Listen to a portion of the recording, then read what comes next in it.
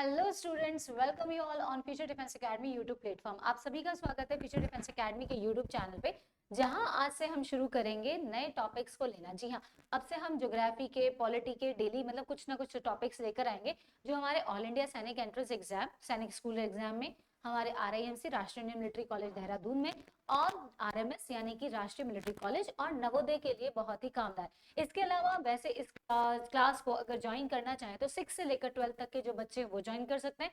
Plus में जो UPSC की तैयारी कर रहे हैं ये उनके भी काफी हेल्पफुल मटेरियल यूज हो सकता है। तो चलिए आज हम अपनी क्लास को स्टार्ट करने जा रहे हैं हमारे पहले टॉपिक के साथ, जीके का, वो है क्लाइमेट। क्लाइमेट वैसे हम लोग सभी जानते हैं, इसके नाम से पता चल रहा है कि हम किसके बारे में बात। आज इतना ड्रास्टिक चेंज आ चुका है क्लाइमेट के अंदर। कहाँ ठंड आ जाया करती थी नवंबर में, अक्टूबर के लास्ट से स्टार्ट होती थी हल्की फुल्की ठंड पड़नी, और नवंबर, दिसंबर, जनवरी में 3 महीने तो हालत खराब रहती थी। बट इस बार कितना लेट आना हुआ है सर्दी का, और उसका नतीजा देखिए कि अब सर्दी इतनी पीक पर पड़ रही है कि बच्चों की वेकेशंस करनी पड़ रही हैं, छुट्टियां हो रही हैं, और उनका अब कोई टाइम टेबल या कह सकते हैं विंटर वेकेशन का शेड्यूल नहीं हो रहा पा रहा। तो इसी क्लाइमेट के बारे में आज हम पढ़ने वाले हैं। ये हमारे प्यारे प्यारे सिलेक्टेड सितारे, ये क्वालिफाइड बच्चे सारे क्लाइमेट के बारे में पढ़ेंगे। Aggregate study of a place with regards to the long term temperature, rainfall, atmospheric pressure, wind direction and its velocity has been covered under climatology and these conditions are together called climate। तो climate कहते क्या है इसे? जैसे कि हम छोटा सा एग्जांपल लेते हैं, हमारे यहाँ सबसे ज्यादा इंडिया में गर्म जगह कौन सी है? तो हम सब जानते हैं राजस्थान, पहला नाम आता है राजस्थान का। अब राजस्थान को गर्म क्यों कहा जाता है? क्योंकि जब भी हम लोग अपने वंशों से, जब से हमारा जन्म हुआ है, तो हम ये सुनते हैं कि भाई सबसे ज्यादा गर्मी पड़ती है राजस्थान के अंदर। क्योंकि पिछले 30 साल से 30 या प्लस 30 ईयर से वहां का जो टेम्परेचर है वो एक जैसा ही है, ठीक है। वहां की जो वेजिटेशन है वो एक जैसी है, वहां का इवन देन रेनफॉल भी ऐसा ही है, और वहां की विंड की डायरेक्शन भी और उसकी वेलोसिटी भी एक जैसी है। मतलब उसमें कोई बदलाव नहीं आया। सीजन्स की अलग बात होती है, सीजन बदलते हैं रहते हैं, लेकिन क्लाइमेट जो होता है एक जगह की पहचान बना देता है कि इसके यहाँ जाओगे तो भैया ऐसा फील करना ही पड़ेगा। तो इसी वजह से उन कंडीशंस को जो होते हैं उसे हम पढ़ते हैं क्लाइमेटोलॉजी में। किस सब्जेक्ट में पढ़ते हैं? क्लाइमेटोलॉजी। और उस टॉपिक को यानी उस चीज को कहते हैं क्लाइमेट, जिसमें हम उस जगह के, पर्टिकुलर जगह के एक लॉन्ग टर्म यानी लंबे समय से आ रहे टेम्परेचर के बारे में, रेनफॉल के बारे में, उसके क्लाइमेटिक जो एटमॉस्फेरिक प्रेशर है, विंड डायरेक्शन और उसकी वेलोसिटी के बारे में पढ़ते हैं। India is considered as a country with tropical monsoon climate. अब हमारा भारत देश, अगर हम ओवरऑल इंडिया की बात करें तो ओवरऑल इंडिया है मानसूनिक क्लाइमेट, यानी मानसून का। हम लोग बरसाती लोग हैं, हमारा जो देश है वो बरसात पे। इसीलिए आपने सुना होगा कि पहले जो खेती की जाती थी वो सारी किसके बेस पे होती थी? बरसात के बेस पे। फसलें भी उगती थी तो उसी सीजन के अकॉर्डिंग बरसाती, इसलिए हमारे यहाँ खेती का नाम भी था यानी कि बरसाती खेती। अब काफी सारे चेंजेस आ गए, इरिगेशन फैसिलिटीज डेवलप होने के बाद से तो हमारे यहाँ काफी, इरिगेशन का मतलब होता है सिंचाई। सिंचाई का जब से ना बहुत सारे हमने इक्विपमेंट्स ले लिए हैं, अल्टरनेट सोर्सेज जो वाटर के हमने इस्तेमाल करने शुरू करे, तो उससे काफी सारा हमारे यहाँ फर्क पड़ चुका है। अब difference between weather and climate, अब हम देखते हैं कि दोनों में फर्क क्या है। अक्सर वेदर को क्लाइमेट, क्लाइमेट को वेदर समझ लेते हैं, लेकिन ऐसा नहीं होता। वेदर बिल्कुल अलग चीज है और क्लाइमेट बिल्कुल अलग चीज है। क्लाइमेट जो है वो वेदर पे डिपेंड करता है, ठीक है, मतलब वेदर जो हो रहा है, चेंजेस हो रहे हैं, लेकिन वेदर जो होता है उस पर क्लाइमेटिक असर पड़ता है या नहीं, देखना है। वेदर जो होता है ये शॉर्ट टर्म होता है, यानी हर मिनट दर मिनट चेंज होता रहता है, महीने महीने चेंज होता रहता है। जैसे कि इसमें सनशाइन हो गई, सूरज की किरणें पहुंच रही हैं, गर्मी हो गया। जैसे इसका छोटा सा एग्जांपल है, सुबह आप उठते हैं, बहुत ज्यादा ठंड होती है, ओस आ रही होती है बहुत भयंकर वाली, लगभग 10 11 12 बजे तक ये हाल होता है। फिर 12 बजे हल्की हल्की धूप निकलनी शुरू होती है। अचानक से धूप इतनी ज्यादा निकल जाती है कि 2 3 बजे के आसपास तो बहुत तेज गर्मी अचानक से पड़ जाती है, वो हो गया।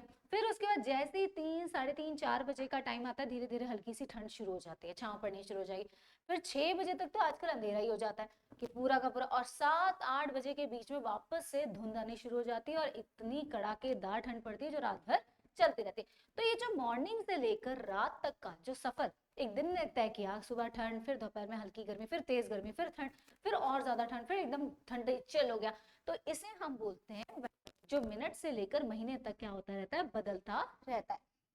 इसके अंदर सनशाइन आ जाती है, बारिश आ जाती है, क्लाउड्स जो होते हैं, विंड्स हो गई, हेल यानी कि हेल का मतलब होता है ओले, वो हो गए, स्नो हो गई और स्लीट हो गई।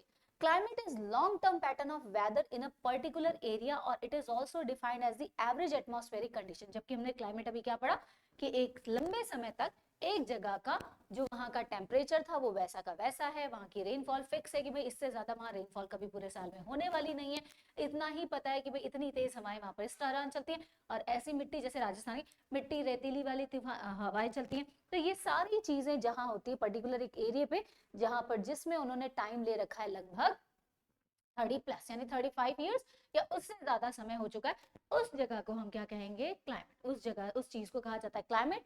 और दूसरी कंडीशन कौन सी है, वेदर। वेदर है डे टू डे वाला, ठीक है, और क्लाइमेट है ईयर आफ्टर, यानी कि जो साल भर साल साल एक जैसा है। अब आते हैं मानसून। मानसून जो वर्ड है इसको एक्चुअल में इंडिया में दिया गया था अरेबिक पीपल ने। अरेबिक पीपल जब हमारे यहाँ आए थे, यानी अरब के जब लोग यहाँ पर इंडिया में आए थे व्यापार करने के लिए, तो आते थे पहले सारे देश के, तो जब वो हमारे आए उन लोगों ने क्या किया, वो एक्चुअल में आते थे कब, जब मॉनसून विंड्स आती थी, क्योंकि मॉनसून विंड्स के दौरान हवा जो होती है उसका रुख होता है भारत की तरफ। तो शिप्स जो होते हैं जब वो ट्रैवल करके आते थे तो शिप्स को ज्यादा उन्हें क्या करना नहीं पड़ता था, चलाने की जरूरत नहीं, क्योंकि हवा धक्का मारेगी तो शिप ऑटोमेटिकली उसी डायरेक्शन में जाएगा जिस डायरेक्शन में उनको जाना था। तो इसी वजह से वो लोग क्या करते थे, स्पेशली इंडिया में व्यापार करने कब आते थे, मॉनसून पीरियड के दौरान। तो मॉनसून यानी मॉनसून जो एक अरेबिक वर्ड है, अब आगे देखते हैं इसकी हिस्ट्री। द वर्ड मॉनसून जो है ये अरेबिक वर्ड है मौसम से, जिसका मतलब है connect to the climate associate with the seasonal reversal in the direction of wind. हवा जैसे ही अपना रुख बदलती है, उस रुख को बदलने की वजह से जो चेंजेस आते हैं उसको हम क्या कहते हैं, मॉनसून बोलते हैं। और इस हवा के दौरान जो चीज होती है वो होती है बारिश। इस हवा की वजह से जो बारिश का रुख आ जाएगा, तो हवा के साथ साथ, क्योंकि आपने देखा होगा बारिश कब होती है, जब हवा तेज होती है और हवा अपने साथ में क्या लेकर आती है, बहाकर, बादल। नेचुरल सी बात है, बादल आएंगे तो बारिश होगी, और हवा उसको टकराती है तो बादल टकराते हैं, तब उसकी वजह से बारिश आती है। द अरेबियन ज्योग्राफर थे Al Masudi was the first to study monsoon. ये पहले व्यक्ति थे जिन्होंने मानसून के बारे में पढ़ाया किया। तो इसके नाम में देखो क्या आ रहा है, मानसून का आधा मसूदी तो इसी में आ गया, अल मसूदी।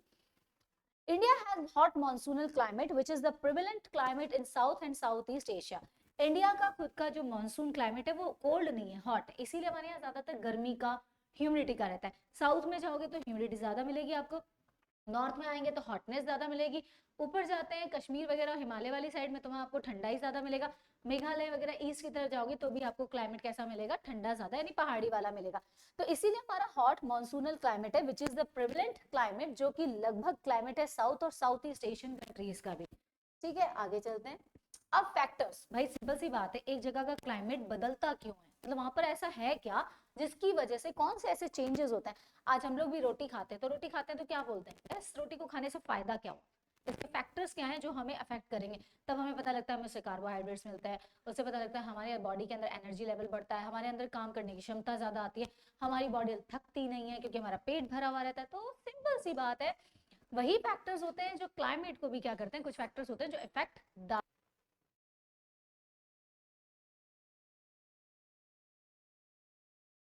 तो फैक्टर्स अफेक्टिंग में सबसे पहला होता है लोकेशन एंड लैटिट्यूडनल एक्सटेंट।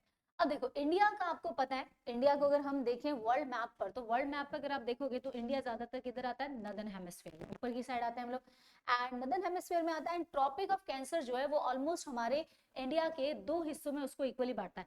भाई वर्ल्ड को तो इक्वल बांटने वाली कौन है, इक्वेटर, और इंडिया को दो हिस्सों में बांटने वाली कौन सी है, ट्रॉपिक ऑफ कैंसर, जो इसके मिडल से गुजरती है, dividing into it two equal similar half. India is considered a tropical country owing to its location and high temperature. अब वो क्यों है, क्योंकि हम आते हैं ट्रॉपिकल एरिया में जहां पर ज्यादातर गर्मी का और कैसा माहौल होता है, थोड़ा सा ह्यूमिड होता है। ठीक है, आगे चलते हैं। डिस्टेंस फ्रॉम सी, दूसरा है डिस्टेंस। हमारी जितनी ज्यादा डिस्टेंस सी से बढ़ेगी उतना ज्यादा टेम्परेचर क्या होता जाएगा, हॉट होता जाएगा। For example Saudi Arabian countries है, सी से उनका बहुत डिस्टेंस है, इसलिए वहां पर डेजर्ट ज्यादा और गर्मी ज्यादा। अब हमारा राजस्थान है, राजस्थान के आसपास कोई सी नहीं आता ना, और बिल्कुल कैसा पड़ जाता है अरावली, और जिसकी वजह से हवाओं की वजह से भी हमारे यहाँ पर क्या हो जाता है, बारिश भी प्रॉपरली नहीं हो पाती। तो यही रीजन है कि हमारे यहाँ जो मौसम है राजस्थान में वो गर्म ज्यादा है। वहीं पर अगर आप साउथ में जाओगे तो वो सी के एरिया के आसपास है, पूरा इंडियन ओशन जो है नीचे साउथ का कवर करता है, इसलिए मानसून जैसे ही आता है सबसे पहले बारिश कहाँ होनी शुरू होती है, साउथ के अंदर, और साउथ के अंदर शुरू होनी होती है तो इधर से इधर बंगाल में, और इधर कहाँ आती है अरेबियन सी की तरह गुजरात में। तो यहाँ पर अगर आप जाओगे तो यहाँ पर आपको ठंडा मौसम मिलता है, ह्यूमिडिटी ज्यादा मिलती है। तो क्यों? क्योंकि वो सी के पास है, और जैसे जैसे जो जो स्टेट सी से जितना दूर होती जाती है उनका उतना ही टेम्परेचर क्या हो जाता है, बढ़ने लग जाता है। अब देखो इसमें South India along with the eastern and western coast experience maritime, यानी इसमें मैरीटाइम होता है, मैरीटाइम का मतलब ज्यादातर इनका जो समय होता है वो अच्छा खासा समुद्री चीजों पे डिपेंड करता है। And due to the moderating influence of sea, but the effect of maritime climate due to the moderating influence of sea on the northern India, northwestern India and northeast India is negligible due to the far distance। अभी बता दिया, जैसे जैसे जितना दूर होती जा रही है उतना उतना उसका टेम्परेचर होता जा रहा है, बढ़ता जा रहा है। वो गर्म ज्यादा होगा, ठंडा कम होगा, और जितना सी के पास रहेगा उतना ज्यादा टेम्परेचर कम रहेगा और गर्मी कम फील होगी। नेक्स्ट आते हैं इसका region, northern mountain ranges. Northern mountain ranges की बात करें तो कौन सी हो गई, हिमालयन, वही है वहां पर हिमालय, और इधर अगर देखें तो हमारे साइड में आ जाती है वेस्टर्न में अरावलीज। तो अब देखते हैं हिमालयन जो एरिया है इसमें रेनफॉल का सबसे बड़ा योगदान है, क्योंकि हिमालयन जो होते हैं उधर से जो तेज हवाएं आती हैं उनको वो अट्रैक्ट करते हैं, बादल जो होते हैं उनको अट्रैक्ट करते हैं पहाड़ अपनी तरफ, और अट्रैक्शन की वजह से उस जगह पर कहते हैं सबसे ज्यादा मैग्नेटिक, क्योंकि वो एक तरह का ग्रेविटेशनल मैग्नेटिक फील्ड बन जाता है जहां पर बारिश का होना बिल्कुल क्या है, लाजमी है। अब जैसे मॉनसून भी, it plays an important role, ये बहुत इंपॉर्टेंट रोल प्ले करता है protecting against the cold winter. अब यही हिमालयन अगर आज नहीं होता ना तो तिब्बत से आने वाली जो सर्द ठंड की हवाएं होती हैं अगर वो हमारे पास सीधा आ जाती तो हमारा इंडिया तो अंटार्कटिका बनते हुए देखना लगे, इतनी ठंडी चिढ़ हवा। लेकिन इस आज हिमालय की वजह से पॉजिटिव भी है तो कुछ चीजें नेगेटिव भी हो जाती हैं। तिब्बतियन जो रीजन है इन विंटर में act as a barrier between the two region, तो इसीलिए वो एक बैरियर का काम करता है कि जैसे ही ठंडी हवाएं तिब्बत से शुरू होती हैं वो वहीं उनको टकरा कर रोक देता है कि भैया इंडिया में मत चले जाना वरना कुल्फी जम जाएगी मेरे देश वालों की, इसलिए वो वहीं पर बिठा के रख देता है, कहते हैं यहीं रुक जाओ वापस चले जाओ। Next physiography. फिजियोग्राफी का मतलब होता है जमीन का उच्चावत, जिसे हम कहते हैं रिलीफ भी कहते हैं, जमीन की बनावट भी हो गई। Physiography of India also affects the climate of India. The western part of Aravalli Mountains and the eastern part of the Western Ghats are areas which receive lesser rainfall। ये हमने बात कही थी कि अरावली जो होती है इसी वजह से, क्योंकि अरावली खड़ी है तभी हमारे पास ज्यादा बारिश नहीं आती, अगर नहीं तो ऐसा होता अगर राजस्थान में अरावली नहीं होती तो बाढ़ आती भाई साहब, जो नीचे हाल होता है ना उड़ीसा वगैरह का और असम, वो हमारा हाल हो जाता। तो इसीलिए अरावली का धन्यवाद भी है कि बारिश नहीं होती और उसकी वजह से कम होती है, और कुछ इलाके तो बिल्कुल ही नहीं है, जैसे हमारे राजस्थान के अंदर हम बात करें किसकी, जैसलमेर, बाड़मेर, बीकानेर और थोड़ा सा जालौर का हिस्सा, ये ऐसा है जो बिल्कुल सूखा पड़ा रहता है, इसमें बारिश आना यानी कि ऐसा लगता है इंद्रदेव ने थोड़े से छींटे मारे ऊपर ऐसे कि चलो थोड़े से पाप धुल जाए तुम्हारे। तो वेस्टर्न पार्ट ऑफ जो अरावली माउंटेन्स का, ईस्टर्न पार्ट जो वेस्टर्न घाट का, ये वो एरियाज है जहां पर भारत में सबसे कम बारिश होती है। एंड इसका रीजन ये है कि यहाँ पर क्या है, जो हवाएं आती हैं वह वापस इनसे टकरा के वापस चली जाती हैं। मॉनसून विंड्स की बात करते हैं। अब पवन जो मानसून में जो हवाएं चलेंगी उनका भी तो योगदान होता है ना कुछ ना कुछ, तो मानसून विंड्स भी जो है are the most dominating factor which affect the Indian climate like amount of moisture in the air. जितना ज्यादा नमी होगी उतना ज्यादा वहां बारिश और ठंडा मौसम रहेगा, और जितनी ज्यादा नमी कम होगी वहां मौसम गर्म रहेगा, और साथ ही साथ वहां पर टेम्परेचर भी हाई रहेगा। फॉर एग्जाम्पल साउथ में देखो, आप वहां चले जाओ, मनाली वगैरह चले जाओ, वहां पर ऐसा हाथ मारते तो बादल वगैरह के क्या होता है, हाथ में पानी आ जाएगा। इवन देन वहां की हवा भी बहुत ज्यादा क्या होती है, भारी सी होती है, प्रेशर सा फील होता है। जबकि आप राजस्थान या इधर आ जाइए इस साइड में क्या कहते हैं अपने मध्य प्रदेश तक में आ जाइए तो यहाँ पर आपको देखने को मिलेगा यहाँ पर इतना क्या नहीं होता है, गर्मी होती है। गर्मी होने की वजह से क्या होता है, जो अंदर हवा का मॉइस्चर होता है वो जल्दी इवेपोरेट हो जाता है, और जो हवा होती है वो भी हल्की हो जाती है और बहुत जल्दी ऊपर आसमान में चली जाती है। यही वजह है कि हमें थोड़ा सा रिलीफ भी महसूस होता है जब हमें हवाएं चलती है, वरना यही हवाएं इतनी ज्यादा वो हो जाती हैं, ड्राई हो जाती हैं कि ये गर्मी में किसका रूप ले लेती है, लू का। और इस लू का इतना ज्यादा डेंजरस इफेक्ट है कि अगर हमारी बॉडी पर डायरेक्ट इफेक्ट कर दे तो हमारी डेथ भी हो सकती है। राजस्थान में बहुत सारे लोग लू की वजह से मरते भी हैं हर साल, गर्मी रिकॉर्ड आता है इसमें। इसीलिए आपने देखा होगा कि राजस्थान के अंदर ज्यादातर लोग क्या कहते हैं कि भाई गर्मी में बाहर नहीं निकलना, और बाहर निकलना है तो खूब सारा ठंडी चीजें पीकर, छाछ दही वगैरह खूब, यहाँ इसीलिए लोग ज्यादातर लिक्विड डाइट पे डिपेंड करते हैं। नेक्स्ट आते हैं अपर air circulation and western disturbance. अब देखो द चेंजेस जो होते हैं अपर एयर में, यानी ऊपर जो हवा चलती है उसमें सर्कुलेशन में जो अबव इंडियन लैंड मास है जैसे जेट स्ट्रीम वगैरह, इनका भी असर पड़ता है। अब जेट स्ट्रीम वो हवाएं होती है जिनकी स्पीड लगभग 110 किलोमीटर से ज्यादा होती है पराग, यानी ये चीते की स्पीड से भी आगे तेज दौड़ती है। जो वेस्टर्ली जेट स्ट्रीम होती है वो ज्यादातर वेस्टर्न डिस्टर्बेंस क्रिएट करती है इंडिया के सब कॉन्टिनेंट में, leading to the winter weather condition, जिसकी वजह से विंटर की जो वेदर कंडीशन है वो बदलती रहती है। ईस्टर्ली जो जेट स्ट्रीम्स होती हैं ये ज्यादातर रेनफॉल्स करती है मानसून को, और is also responsible for sudden arrival, और कई जगह पर अचानक से ऐसा होता है ना, यार मौसम नहीं था बारिश का लेकिन बारिश आ गई, मौसम अभी सीजन स्टार्ट ही हुआ है बारिश का लेकिन बारिश शुरू हो गई।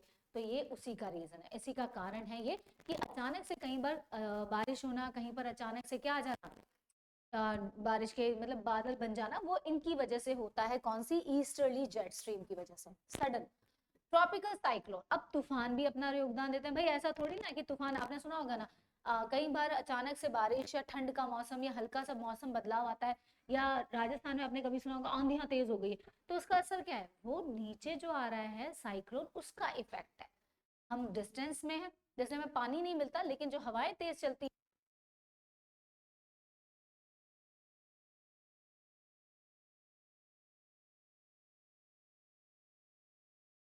हमारे यहाँ मिट्टी ज्यादा उड़ती है उसकी वजह से, ठीक है।